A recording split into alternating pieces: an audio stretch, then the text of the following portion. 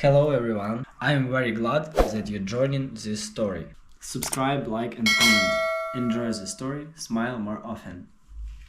You know, betrayal does not come at you screaming with a knife raised high. Most times, it sneaks in wearing your mother's smile and your brother's laugh, and you only notice the blood dripping down your back when it is far, far too late to stop it. I learned that lesson the hard way last summer, the kind of lesson that stings even when you think you have toughened up, the kind you carry quietly like a goddamn scar no one else sees, but you feel it every damn day. For most of my life, I was the dependable one, the one you could call at 2 in the morning because your car broke down or because you were too drunk to remember your own damn name. I picked up the pieces, paid the overdue bills, lent money I knew I'd never get back, and nodded along every Thanksgiving when someone made a jab about how Kyle's doing so well, he can afford it. I guess somewhere along the line, I stopped being Kyle, the brother and the son, and started being Kyle, the safety net with a wallet attached. Not that I noticed it at first, hell, I was proud to be the one they leaned on. Family first, right? That's what Dad used to say before he drank himself into the dirt when I was 23. So there I was, thinking everything was fine, until that Tuesday evening in July, standing in the checkout line at Walmart of all places, when my phone buzzed with a message from a cousin I'd barely talked to anymore. No words, just a picture. A big group shot, everyone I knew and loved, all grinning like idiots on the deck of a cruise ship. Tropical drinks in hand, stupid sun hats tilted on their heads, everyone from Mom to my brother Tom and his wife Sarah, even Uncle Jim who never left his damn recliner. And not a single word to me. Not a damn invitation, not even a heads up. At first, I thought maybe it was a mistake. Maybe they thought I had plans. Maybe I said something I forgot about. My mind scrambled for reasons, because it is easier to believe you are the problem than to face the ugly truth that they simply did not want you there. My hands shook so bad, I dropped my six-pack of Miller Lite right there at the cashier's feet, watched the cans roll like lost souls across the dirty tile floor. Some teenager came over with a mop, clucking her tongue, and I stood there like a jackass, heart hammering in my ears, nodding and apologizing while inside. Something real and raw started to crack open. I did not say a word to them. Not that day, not that week. Not when Mom texted me about how busy everything's been lately. Not when Tom sent me a meme about some dumb football joke. I answered with short, polite texts because that is what they expected. Kyle being agreeable. Kyle not making waves. Kyle swallowing whatever bitter pill they shoved down his throat, smiling with his damn teeth clenched so hard they could snap. You ever have one of those moments when you realize, all at once, like a slap to the face, that maybe the people you love most are the ones who value you the least? That maybe, just maybe, you were never inside the circle to begin with, just orbiting it, close enough to feel the heat but never enough to be safe from the cold? Tell me, have you ever realized your loved ones don't even think of you as family anymore? What would you do if it happened to you? I spent nights lying awake, staring at the ceiling fan, spinning its lazy circles, asking myself what the hell I did wrong. Was it because I did not have kids like Tom? Because I was divorced, like that somehow made me less of a person? Was it because I had more money than them, and they thought I would not fit in anymore, as if that made any sense? Or was it just because they finally showed their real faces, and I was the idiot still pretending we were all one big, happy, dysfunctional mess? I knew one thing, though, the rules had changed, and I had not even been given the courtesy of a warning shot. Funny thing is, when you stop trying to win people over, when you stop begging them to love you, you start seeing things a hell of a lot clearer. Like how Tom and Sarah had been living rent-free in my downtown condo for 2 damn years, only ever bothering to send a thank you text on Christmas. Like how Mom never once asked if I was doing okay after the divorce, only if I could help patch up the roof or lend cousin Jessica some cash for her emergency.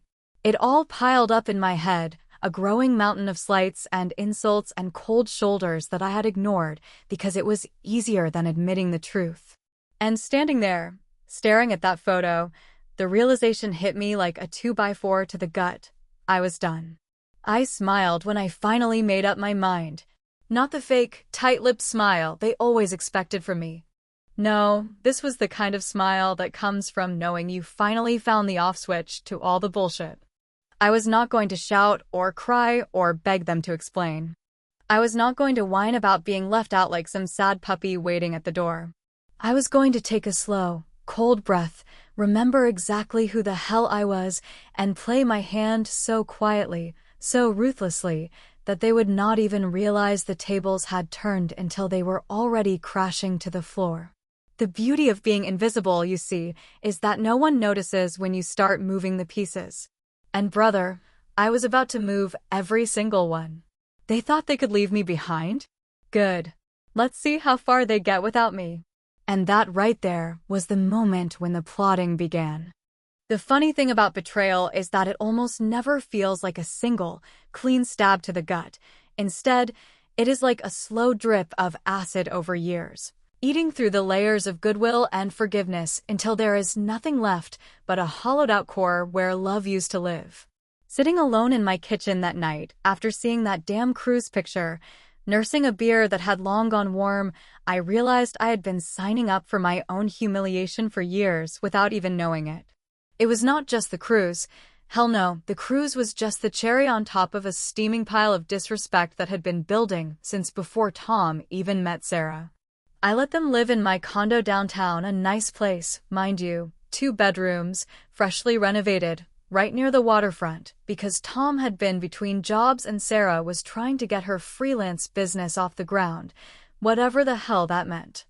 They were supposed to stay for 6 months, just until they could get back on their feet, just until things stabilized, just until, the story kept changing and I kept letting it slide. At first, it felt good to help them, you know? Family sticks together. That was what Dad used to preach before he started treating vodka like holy water.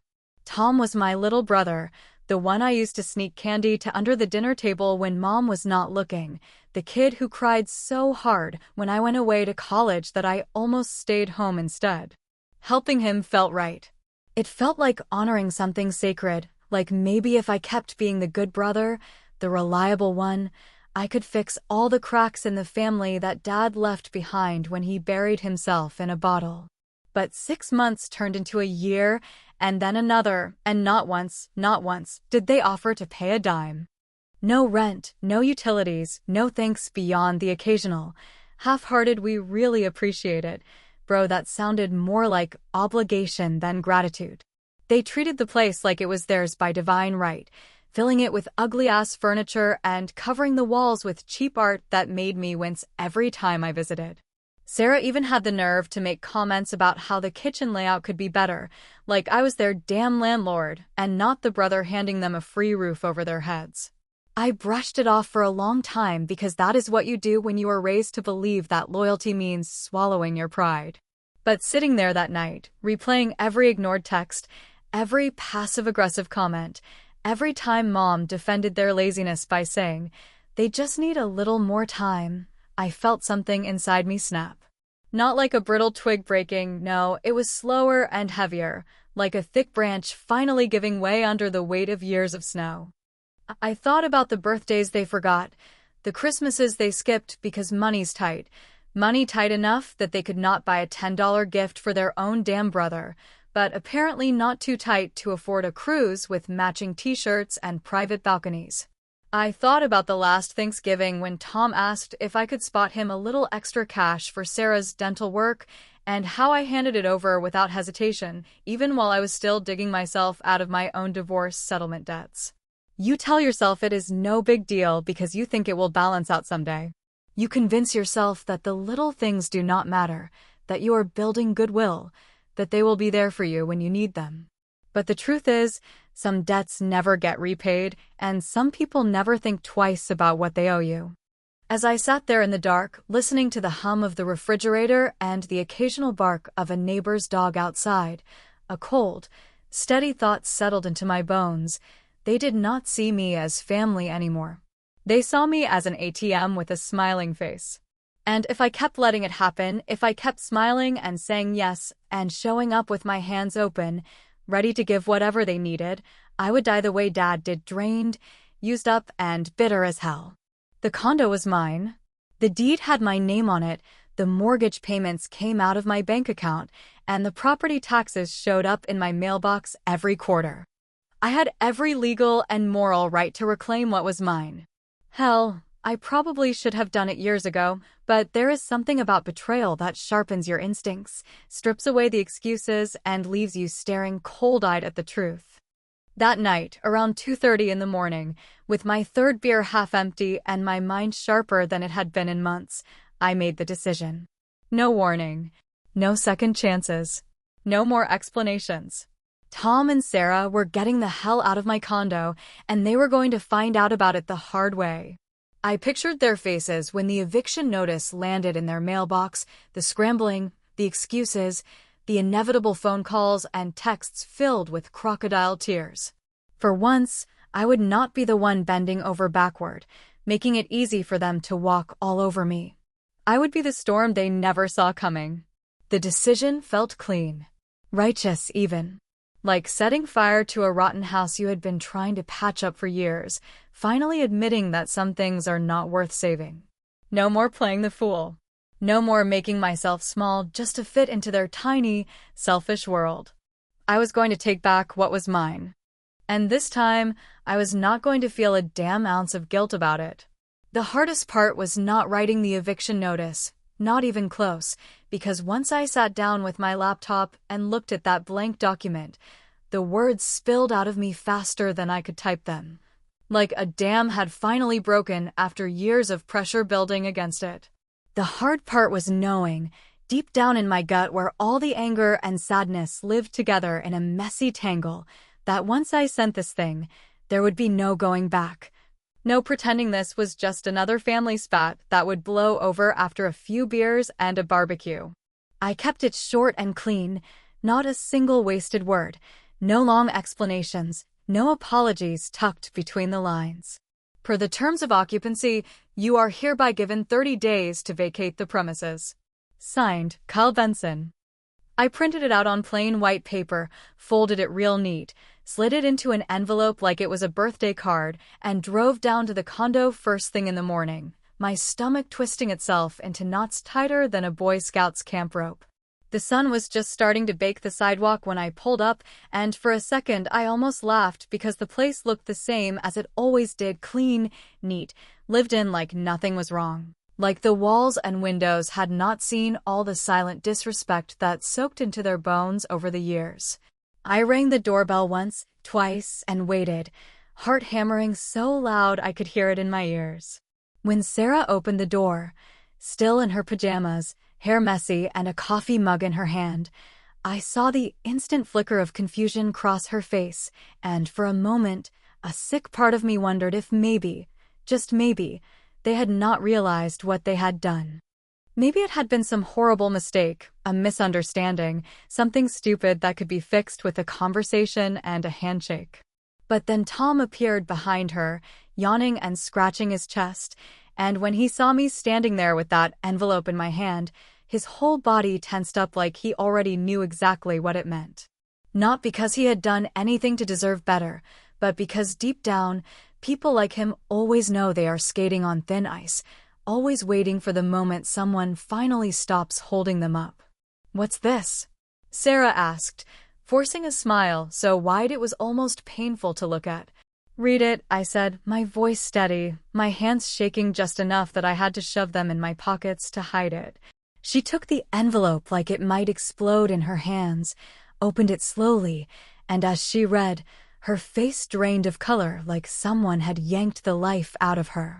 Tom grabbed it from her when she did not say anything, and when he finished reading, he looked up at me with those big wounded eyes he had perfected since we were kids. "Dude," he said, voice cracking in that practiced way that always got him off the hook, "why would you do this? We're family." For a second, just a second, I felt the familiar pull of guilt, the instinct to cave, to backpedal, to make it all better because that was my goddamn job in this family, fixer, smoother, silent absorber of everybody else's bullshit. But then I remembered that damn cruise photo, their arms around each other, their smiles so wide you could see them from space, their complete and utter lack of any thought about the brother they left behind. "I need the place back," I said simply, stepping back off the porch before they could suck me into another round of excuses. Sarah started crying right there, ugly gulping sobs that had nothing to do with losing me and everything to do with losing the free ride they thought would never end. Tom kept saying my name like it was a magic word that would snap me out of it, like if he just said it enough times I would remember my place in their lives. The background character, the wallet, the fool. I turned and walked away before either of them could say anything else, feeling like someone had hollowed out my chest with an ice cream scoop. Driving home, my phone started blowing up within minutes. First Tom, then Sarah, then Mom, then every cousin and aunt who had ever had their hand out over the years. The family group chat, usually a wasteland of forwarded memes and bad jokes, lit up like a Christmas tree, messages piling in so fast I could not even read them all. "Are you serious right now? What the hell, Kyle? You're better than this. They have nowhere else to go." I sat at a red light, staring at the endless flood of guilt trips and half-assed moral lectures, and something inside me hardened, cooled like lava turning into stone. I opened the group chat, scrolled through it one last time, and then, without a second thought, I hit the leave group button. I blocked Tom, then Sarah, then Mom. One by one, like swatting away flies. It felt brutal. It felt necessary. It felt like tearing a rotten tooth out of your own mouth without anesthesia. When I got home, I dropped my phone face down on the kitchen table and just sat there in the quiet, feeling the enormity of what I had done settle around me like a heavy blanket. The world outside went on like nothing had changed, cars humming past on the street, birds squawking in the trees, neighbors mowing their lawns, but inside my little house, it felt like everything had cracked wide open. Late that night, just as I was about to finally fall asleep, my phone buzzed from the floor where I had tossed it earlier. One new voicemail. I almost deleted it without listening, but some sick part of me needed to hear it, needed to know just how far they were willing to go. It was Sarah's voice, thick with tears, cracking and pleading. "We had nowhere else to go, Kyle. We trusted you. How could you do this to us? We're family. Please, just call me back. Please." I stared at the dark ceiling, the weight of her sobs pressing down on my chest like a goddamn anvil. But I did not call back. I turned off the phone, rolled over, and let the silence swallow me whole. The morning after Sarah's voicemail, I sat in my kitchen with a cup of black coffee, so bitter it felt like punishment, staring out the window at the same tree I had been looking at for years, wondering how the hell something so old and gnarled could still stand upright after everything life threw at it. It was one of those mornings where the whole house felt too big, too quiet, and no amount of noise from the street outside could drown out the echo of decisions I could not take back. I kept going over it in my mind like a dog chewing a bone, gnawing on every word Sarah sobbed into that voicemail, every angry message from Mom, every stab of guilt that twisted in my gut when I let myself remember that Tom was not just some tenant. He was my little brother. The kid who used to climb into my bed after nightmares, who used to cry when I left for football practice because he was too young to come with me. There was a time when I would have taken a bullet for him without a second thought, and now here I was, treating him like a stranger who missed a rent payment. But then, just as fast, the anger would flare up again, hot and mean, because love was supposed to be a two-way street, and somewhere along the line, Tom and Sarah had set up roadblocks and toll booths and started charging me for the privilege of being in their lives. Family, I kept telling myself, does not mean being the guy who always picks up the tab and never gets a seat at the damn table. I needed a voice outside of my own spinning head, someone who was not tangled up in blood and old memories, so I called Mike. Mike had been my best friend since we were dumbass kids throwing rocks at abandoned houses, and if there was one thing about Mike, it was that he never sugarcoated anything, not even for me. We met up at Rick's Diner, the kind of greasy spoon where the waitresses still called you honey and the coffee was strong enough to strip paint. Mike slid into the booth across from me, took one look at my face, and said, "Jesus, you look like you've been dragged behind a truck." Thanks, man, I muttered, rubbing my eyes. Tell me what's eating you, he said, waving off the waitress before she could even ask if we wanted menus. I told him everything: the cruise, the condo, the eviction, the blocked calls, Sarah's voicemail, all of it, laying it out like a crime scene, half expecting him to shake his head and tell me I had gone too far. Instead, he leaned back, crossed his arms over his chest, and let out a low whistle. Damn, he said. About time you grew a pair. I blinked at him, thrown off by how calm he was about it. You did what you had to do, Kyle, he said, leaning forward now, voice low and steady. They wiped their ass with you for years, man. Now they're crying 'cause you ain't handing them more toilet paper. It was crude, it was harsh, but it hit the bullseye so cleanly that I almost laughed. Mike had a way of stripping things down to the bone. No sentimentality, no bullshit, just the ugly truth laid bare. Still, I found myself saying, but he's my brother, Mike. Mike shrugged. Blood don't mean shit when they treat you like a damn ATM. Family's supposed to lift you up, not suck you dry. I sat there, stirring my coffee into a muddy whirlpool, feeling both righteous and uneasy at the same time, like standing on a cliff's edge after pushing someone off and wondering if maybe, just maybe, you should have offered a hand instead. Mike did not offer any neat answers, and maybe that was for the best. I think part of me was hoping someone would tell me I was wrong so I could have an excuse to undo it all, but nobody did, not even the parts of me that usually begged for peace at any cost. Later that night, after I had driven home, and the house was wrapped up tight in that heavy nighttime quiet, I found myself sitting in the living room, staring at my silent phone. It had been almost 24 hours since I blocked everyone, and for the first time in years, my phone was dead silent, no buzzing, no nagging, no endless strings of "can you help with this? And we need you to do that." It should have felt like peace, but it felt more like standing in the eye of a hurricane, knowing the real storm was still out there waiting to slam into me.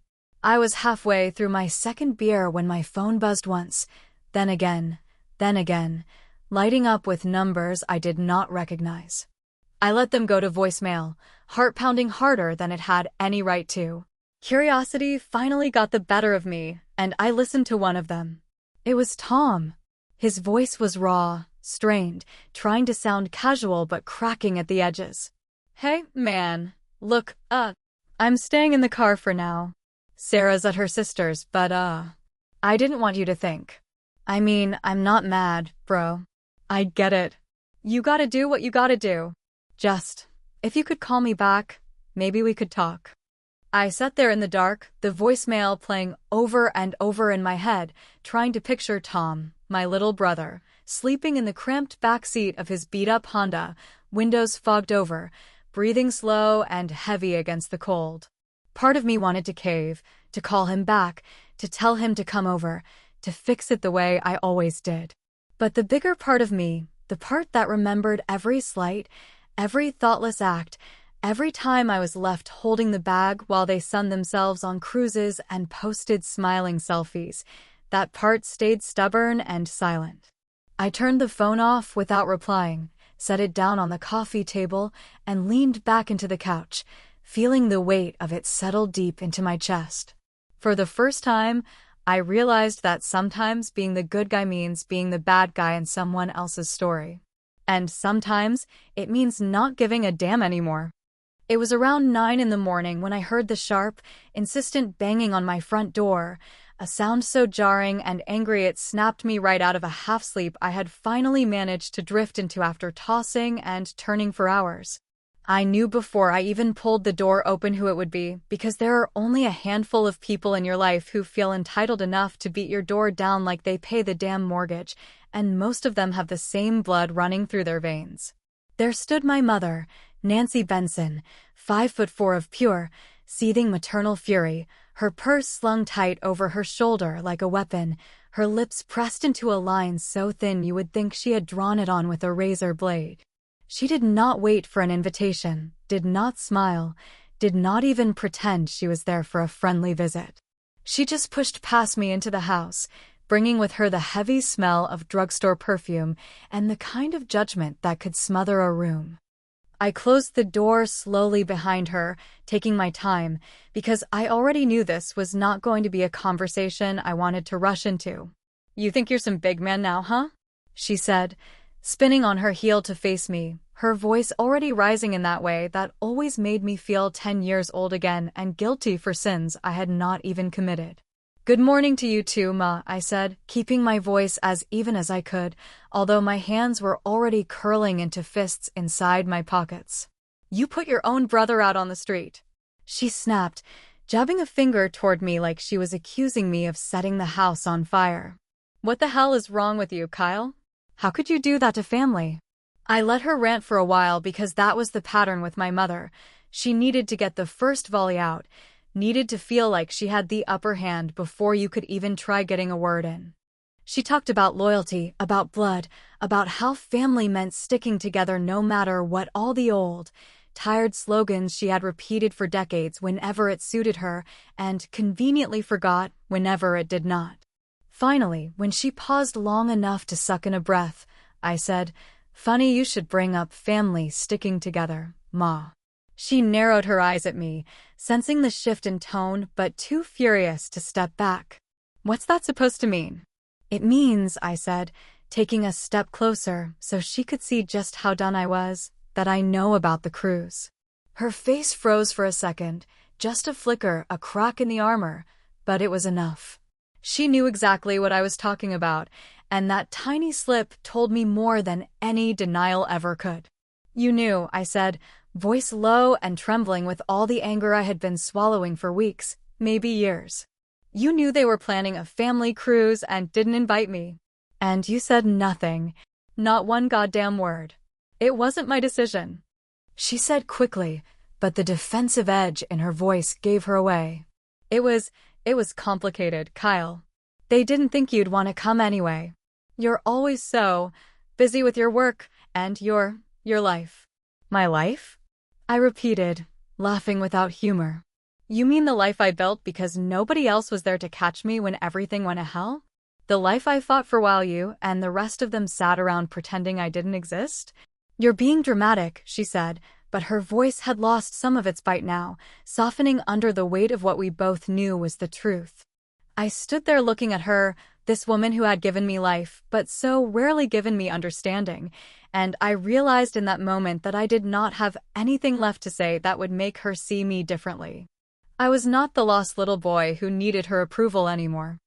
I was a grown man who had been bleeding from wounds my own family had inflicted, and I was finally ready to stop handing them the knife.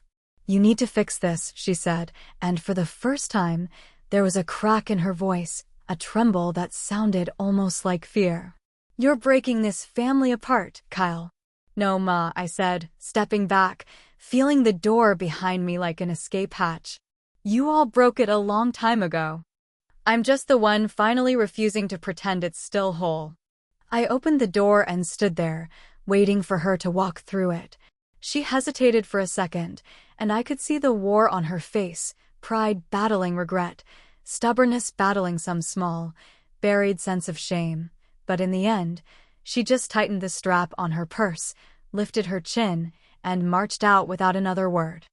I watched her walk down the path to her car, small and angry and alone, and for a second I felt something twist inside me, not guilt exactly, but something colder and sadder. The way you feel when you finally admit that a chapter of your life is over and there is no turning back the pages.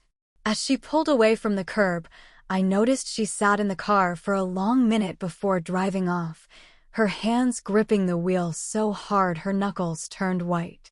Maybe, just maybe, she was starting to realize that I was not the villain she had painted me to be. Maybe she saw, for the first time, that it was not me who had changed. It was them who had forgotten what family was supposed to mean. Or maybe she still thought I was the bad guy. Maybe it did not even matter anymore.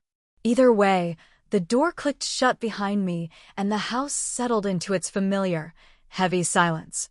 I leaned against the door, breathing hard, staring at nothing, knowing deep down that the worst was still to come, and this time, there would be no apology tour in the world good enough to fix it.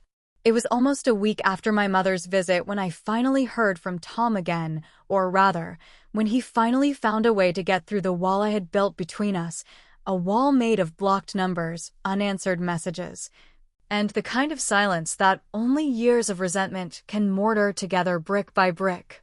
I had not been expecting anything that day, had not even been thinking about him for once, which somehow made the gut punch land even harder when my phone vibrated against the kitchen table and I saw the preview of a new text from a number I did not recognize but somehow still knew immediately belonged to him.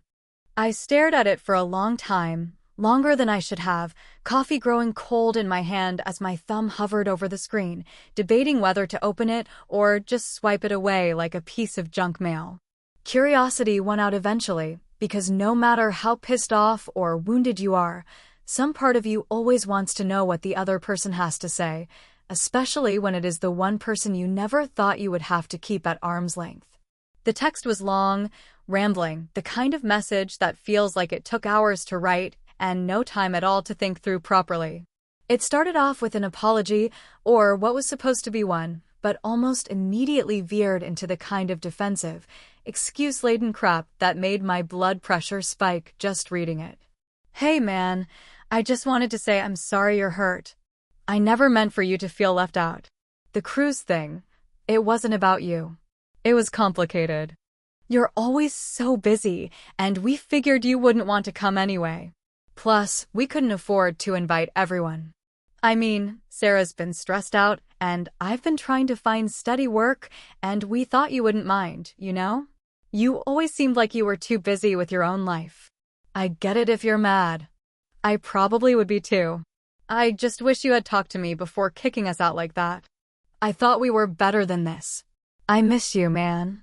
It ended with a sad little line that almost made me laugh for how clueless it was. Maybe we can grab a beer sometime, like old times? I put the phone down carefully, like it was something fragile I did not want to smash by accident, and leaned back in my chair, staring up at the water-stained ceiling and letting the anger burn its slow, familiar path through my chest. Maybe we can grab a beer sometime, like old times. Old times, when I paid the bills and he made excuses. Old times, when I showed up for him every single time he needed someone, and he could not even pick up the damn phone to invite me on a trip with the rest of the family. Old times, when loyalty was a one-way street, and somehow I was always the idiot driving in the wrong direction. Part of me wanted to respond. Part of me wanted to hammer out a furious, blistering reply that would tear apart every flimsy excuse he had offered, lay bare every selfish choice, every thoughtless betrayal, and shove it down his throat until he finally understood just how deep the knife had gone. Part of me wanted to call him, to hear his voice crack and break under the weight of everything he refused to admit.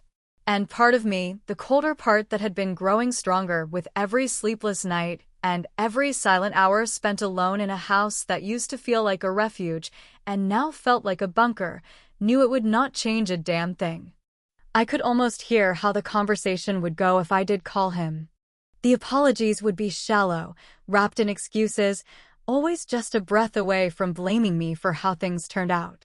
There would be no real reckoning, no true understanding, just more of the same cycle we had been locked in since we were kids, me giving, him taking, and both of us pretending it was normal.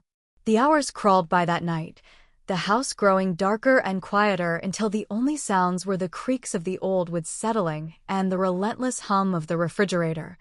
A lonely little machine grinding away in the background like it was the only thing still working the way it was supposed to. I lay on the couch, phone face down on the coffee table, staring at the ceiling and replaying memories I had not wanted to touch in years. Tom crying when he scraped his knee and me carrying him all the way home on my back. Tom sneaking beers out of the fridge in high school and blaming it on me when Mom found out.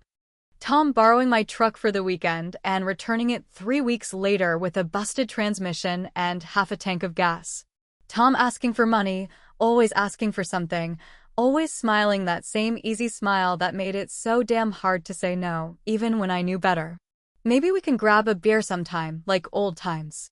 At some point, just before dawn, I picked up the phone, unlocked it, and opened the message one last time. I read it slowly, deliberately, letting every word sink into my bones, into the scar tissue that used to be hope. Then, without replying, without even allowing myself the satisfaction of crafting a goodbye, I deleted the message. Gone. Like it had never existed. Like maybe, someday, the hurt would be just as easy to erase. I turned the phone off completely and sat there in the growing light of morning, the world outside waking up again while I sat perfectly still, feeling something deep inside me finally go quiet. Too little, too late, Tom. Way too late. I had been putting it off for days, maybe even longer if I was being honest with myself, coming up with every excuse in the book not to drive over there and see what the place looked like after Tom and Sarah had finally dragged their sorry lives out of it. Part of me expected to find a wreck, holes in the walls, garbage on the floor, that special kind of disrespect that people leave behind when they are mad enough to pretend they never cared about what you gave them. Another part of me, the quieter, meaner part, almost wanted it that way, wanted the confirmation that I had been right all along, that the eviction had been necessary, justified, righteous. But when I finally parked my truck outside the condo and climbed the creaking steps to the second floor, keys in hand and heart thudding harder than I cared to admit, what I found inside was something I had not really prepared myself for. It was not trashed. It was not destroyed. It was just empty. Empty in a way that felt wrong, like walking into a room where someone just died and the air has not figured out how to move around their absence yet. The living room was bare except for a few dust bunnies clinging to the corners and a single folding chair left abandoned in the middle of the hardwood floor, as if Tom or Sarah had planned to take it but forgot or maybe decided at the last second that it was not worth carrying. The walls were scuffed from where they had hung pictures, cheap framed prints of beaches and sunsets and inspirational quotes that, at the time, had made me roll my eyes but now just left behind sad, uneven rectangles of lighter paint. The kitchen still had a few scraps of their life left behind, an old can opener, a chipped mug with Sarah's name in fading glittery letters, a half-used roll of paper towels sitting lonely on the counter. I stood there for a long time, just looking at that stupid mug, thinking about how many mornings she must have sat right there drinking her coffee, how many conversations they must have had at this counter. All while living in a home they had stopped seeing as a gift and started treating like an entitlement. The bedroom smelled faintly of cheap cologne and laundry detergent, the closet doors hanging open like mouths gasping for air. In the corner, shoved out of sight, I found a broken picture frame, glass shattered, the photo inside bent but still recognizable, Tom and Sarah on a beach somewhere, arms around each other, smiling those same wide smiles I had seen in the cruise photo. I picked it up carefully, trying not to cut myself on the jagged glass, and for a second, I wondered if they had left it on purpose, a final little jab at me, or if they had simply forgotten it in the scramble to leave. I sat down heavily on the bare mattress frame they had left behind, the springs creaking under my weight, and stared around at the hollowed-out remains of what used to be a home. My home, originally. Their home, for a while. Now nobody's. It hit me harder than I expected, this gut-wrenching emptiness, this aching silence that no amount of righteous anger could fill. I had wanted them gone, had needed it, had fought for it like a man fighting to claw his way out of quicksand. And now that they were gone, now that the air was clear and the space was mine again, I did not feel victorious. I just felt tired. So goddamn tired. I leaned my elbows on my knees, head in my hands, and asked myself the question I had been trying to outrun since the minute I handed them that eviction notice. Did I win? Or did I just push everyone away permanently? Burn down the last bridges I had left in the name of saving my own pride? The answer did not come easily, and maybe that was the real punishment, not the loneliness, not the guilt, but the endless, gnawing uncertainty. Because you can tell yourself 100 times that you did what you had to do, that you were right, that they forced your hand. But at the end of the day, when you are standing in an empty room full of echoes and regrets, all those justifications sound thin and hollow and small. Maybe Tom would find his footing somewhere else, start over, maybe even figure out how to stand on his own 2 feet without someone like me propping him up. Maybe Sarah would find another couch to crash on, another family member to guilt into saving her. Maybe Mom would stop blaming me for everything that went wrong, though I would not be holding my breath on that one. And maybe, just maybe, I would figure out how to live with the version of myself that finally chose survival over loyalty, self-respect over blind forgiveness. I stood up slowly, bones aching in a way that had nothing to do with age and everything to do with the weight I had been carrying for too long. I set the broken picture frame gently back down on the floor, turned out the lights, and locked the door behind me. The condo was empty now, a blank slate. But the space inside my chest? That felt emptier still. The evenings had started to get cooler, that sweet spot between the brutal summer heat and the heavy chill of winter where you could sit outside with a cold beer and not sweat through your shirt in 5 minutes flat, and that was exactly where I found myself. Out on the porch, a battered lawn chair under me, a half-drunk bottle in my hand, and the fading sunlight stretching long, lazy shadows across the front yard like fingers reaching out for something they could never quite grasp. It was one of those quiet evenings where the world feels suspended in amber, every sound dulled, every color turned soft and forgiving, and for the first time in a long while, I let myself just sit there without trying to solve anything, fix anything, make anything right. There was nothing left to fix, after all. I had made my choices, pulled the trigger, cut the cord, whatever metaphor you wanted to slap on it. The damage was done, and no amount of second-guessing or hand-wringing was going to stitch things back together the way they had been before, not that it had ever really been whole to begin with. My phone buzzed once on the armrest beside me, and for a heartbeat, my stomach twisted the way it always did lately when I got a message, like some conditioned reflex waiting for another guilt trip, another veiled threat disguised as family concern. But when I glanced at the screen, it was not Tom, not Sarah, not my mother trying to wear me down with more passive-aggressive jabs. It was an old friend, Chris, a guy I had not heard from in months, maybe longer, but who had once spent endless nights on this very porch with me, trading beers and bad advice and promises that we would never let life grind us down the way it did to everyone else. Hey man, saw you pop up on my feed. Miss you. Let's grab a beer sometime soon. I smiled, not the bitter, exhausted smile I had been wearing like armor for the past few weeks, but something smaller, softer, something almost real. It amazed me how easy it was to forget that there were people out there who cared without strings attached, people who remembered you for who you were, not what you could give them, people who wanted you around just because. Another text buzzed in before I could even fully process the first one. Amanda, a woman I had dated briefly years ago who somehow still found time to check in around the holidays and my birthday without expecting anything in return. Hey stranger. Hope you're good. Miss seeing your sarcastic ass around. Let's catch up soon. I took a slow sip of my beer, letting the bitterness roll over my tongue, and watched the sky shift from pale gold to deep bruised purple, the sun sinking behind the tree line like it was too tired to fight gravity anymore. The world kept spinning. People kept living. Not everyone had turned their back on me. Not everyone had measured my worth by how much I bent over backward to make their lives easier. And yet, even with those tiny lifelines blinking onto my screen, there was still an ache gnawing quietly at the edges of my chest, a hollow spot that no amount of friendly texts or cold beer could quite fill. Because no matter how badly they treated you, no matter how many times they showed you what you truly meant to them, there is a part of you that never stops wanting your family to choose you, to love you, to see you as something more than just a resource to be tapped until dry. They had not called. They had not written. They had not shown up on my doorstep waving white flags or crying apologies that actually meant something. The silence from my mother, from Tom, from everyone else still dug under my skin like splinters, small and sharp and impossible to ignore, even as I tried to pretend I was better off without them. Maybe I was.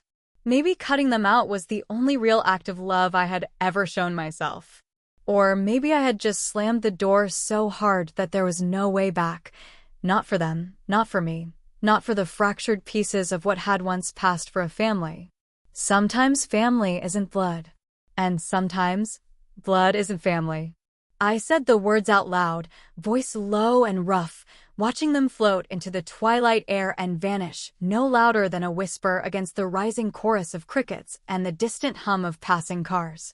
The truth of it settled heavy in my gut, not a comfort, not exactly, but something solid I could lean on when the doubts came clawing late at night. I tipped the last of the beer down my throat, set the empty bottle on the porch rail with a soft clink, and leaned back in the chair, watching as the first stars began to prick holes in the darkening sky. Maybe I was right. Maybe I was wrong. Maybe, in the end, it did not matter. Some lines, once crossed, cannot be uncrossed. Some doors, once slammed shut, stay closed for good. And some battles you fight not to win, but because finally, you remember you deserve better than being someone's afterthought. I smiled then, but it was not the kind of smile anyone would mistake for happiness. It was the tired, bitter smile of a man who had walked away from a fire he had set himself, knowing full well there was no going back, and maybe, just maybe, not regretting it after all.